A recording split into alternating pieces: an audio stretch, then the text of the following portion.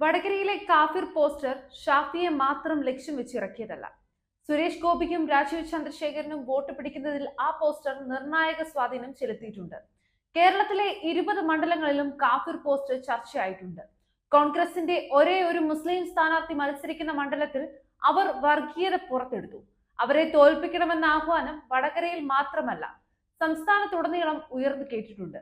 Party മാത്രമല്ല, party ഹാൻഡിലുകളായ cyber ടീച്ചർമാരും മാഷുമാരും മാധ്യമ പ്രവർത്തകരുമെല്ലാം കൊണ്ടുപിടിച്ച പ്രചാരണത്തിന് മുന്നിൽ നിന്നിട്ടുണ്ട്. വടകരയിൽ കാഫിർ പോസ്റ്റർ ഇറക്കിയത് ആരാണെന്ന് കമ്മ്യൂണിസ്റ്റ് വർഗീയതയെക്കുറിച്ച് മിനിമം ധാരണയുള്ളവർക്ക് മനസ്സിലാക്കാവുന്നതേ ഉള്ളൂ.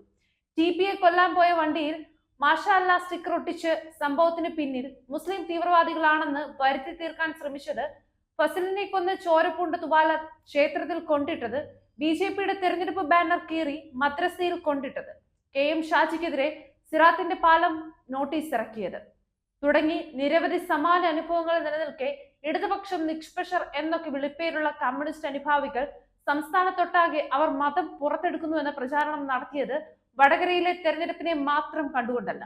100 വർഷത്തോളമായി RSS കേരളത്തിൽ പ്രവർത്തിക്കുന്നുണ്ട്. അവർക്ക് 5% വോട്ട് വാങ്ങാനുള്ള ശേഷിയെ ഈ അടുത്ത കാലം വരെ ഉണ്ടായിരുന്നുള്ളൂ. കമ്മ്യൂണിസ്റ്റ് വർഗീയതയുടെയും ഹിന്ദുത്വ വർഗീയതയുടെയും തമ്മിൽ രഹസ്യധാരണ രൂപപ്പെട്ട ശേഷമാണ് കേരളത്തിൽ BJPയുടെ വോട്ട് ഷെയർ വർദ്ധിച്ചത്.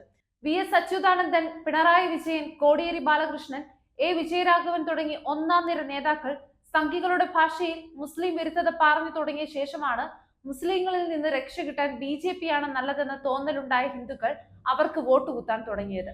ഗുജറാത്തിനെ പോലെയോ UPയെ പോലെയോ BJP കേരളത്തെ വികസിപ്പിക്കും എന്ന് വിശ്വസിക്കുന്നവരല്ല BJPക്ക് വോട്ട് ചെയ്യുന്നത്. CPM ആസൂത്രിതമായി വർഗീയത വളർത്തിയ നിരവധി സംഭവങ്ങളുണ്ട്. ഏറ്റവും മികച്ച ഉദാഹരണമാണ് അഭിമന്യു കേസ്.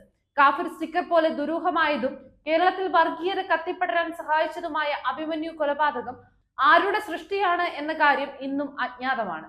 TPയെയോ ഷുഹൈബിനെയോ ഷുക്കൂറിനെയോ ഫസലിനെയോ ശരത്തിനെയോ കൃപേഷിനെയോ കൊന്ന പോലെ ആസൂത്രണം ചെയ്ത് നടപ്പിലാക്കിയ കൊലയാണോ അഭിമന്യുവിന്റെ കൊലപാതകമെന്ന് സംശയിക്കാനുള്ള സാഹചര്യമുണ്ട്. 2 ദിവസത്തേക്ക് നാട്ടിൽ പോയ അഭിമന്യുവിനെ ആരോ നിർബന്ധിച്ച് തിരിച്ചു വിളിച്ചതാണ്. രാത്രി ഹോസ്റ്റലിൽ ഫുട്ബോൾ കണ്ടുകൊണ്ടിരിക്കുന്ന അഭിമന്യുവിനെ ആരോ കോളേജിന് പുറത്തുള്ള സംഘർഷ സ്ഥലത്തേക്ക് എത്തിച്ചതാണ്. അവിടെ ഇരുവിഭാഗവും വിദ്യാർത്ഥികൾ തമ്മിൽ നടന്ന സംഘർഷത്തിനിടെ അഭിമന്യുവിനെ ആരോ കുത്തിയതാണ്. ഈയിടെ നമ്മൾ മറ്റൊരു വാർത്ത കണ്ടു. അഭിമന്യു കേസുമായി ബന്ധപ്പെട്ട രേഖകൾ കാണാതായി. അതിനു പിന്നിലും ആരോ ഉണ്ടാകുമല്ലോ. സംഭവം നടന്നിട്ട് 6 വർഷമായി. കേസ് ഇപ്പോഴും ഇഴയുകയാണ്. അതിനു പിന്നിലും ആരോ ഉണ്ടാകുമല്ലോ. ആലപ്പുഴയിലെ രഞ്ജിത്ത് വധക്കേസിൽ 1 വർഷം കൊണ്ട് അന്വേഷണം പൂർത്തിയാക്കി പ്രതികൾക്ക് ശിക്ഷ വാങ്ങിക്കൊടുത്ത ആഭ്യന്തര വകുപ്പിലെ ആരോ തന്നെയാണ് അഭിമന്യു കേസ് ഇഴച്ചുകൊണ്ടു പോകുന്ന ആരോ. ഈ ആരോകൾ ആരാണെന്നറിയാൻ അഭിമന്യു വധം നടന്ന അടുത്ത നിമിഷം സ്വിച്ചിട്ട പോലെ കേരളമാകം ഉയർന്നു പൊങ്ങിയ വർഗീയത തുലയട്ടെ എന്ന മുദ്രാവാക്യം മാത്രം മതി. കേരളത്തിലെ ക്യാമ്പസുകളിൽ വിദ്യാർത്ഥികൾ തമ്മിൽ മുമ്പും സംഘർഷം ഉണ്ടായിട്ടുണ്ട്. വിദ്യാർത്ഥികൾ മരിച്ചിട്ടുണ്ട്. സംഘപരിവാറുകാർ SFIക്കാരെ കൊന്നിട്ടുണ്ട്.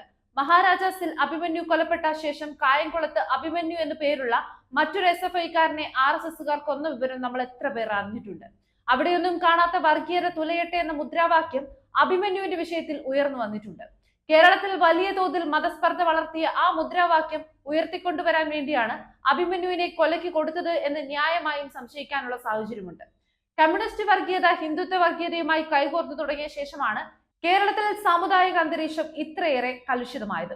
ഒരു മാഷാ അല്ലാ സ്റ്റിക്കറിലെ കാഫിർ സ്റ്റിക്കറിലോ തീരുന്നതല്ല കേരളത്തിലെ വർഗീയ നീരാളിക്കൈകളുടെ വ്യാപനം. അഭിമന്യു വധക്കേസിൽ ജുഡീഷ്യൽ അന്വേഷണം നടന്നാൽ കേരളത്തിൽ വിശ്വസിക്കാൻ പ്രയാസമുള്ള പല വിവരങ്ങളും പുറത്തു വരുമെന്ന് ഉറപ്പാണ്. അങ്ങനെ ഒരു ആവശ്യം ഉയർന്നു വരേണ്ടത് കേരളത്തിന്റെ സാമൂഹ്യ സുരക്ഷയ്ക്ക് അത്യാവശ്യമാണ്.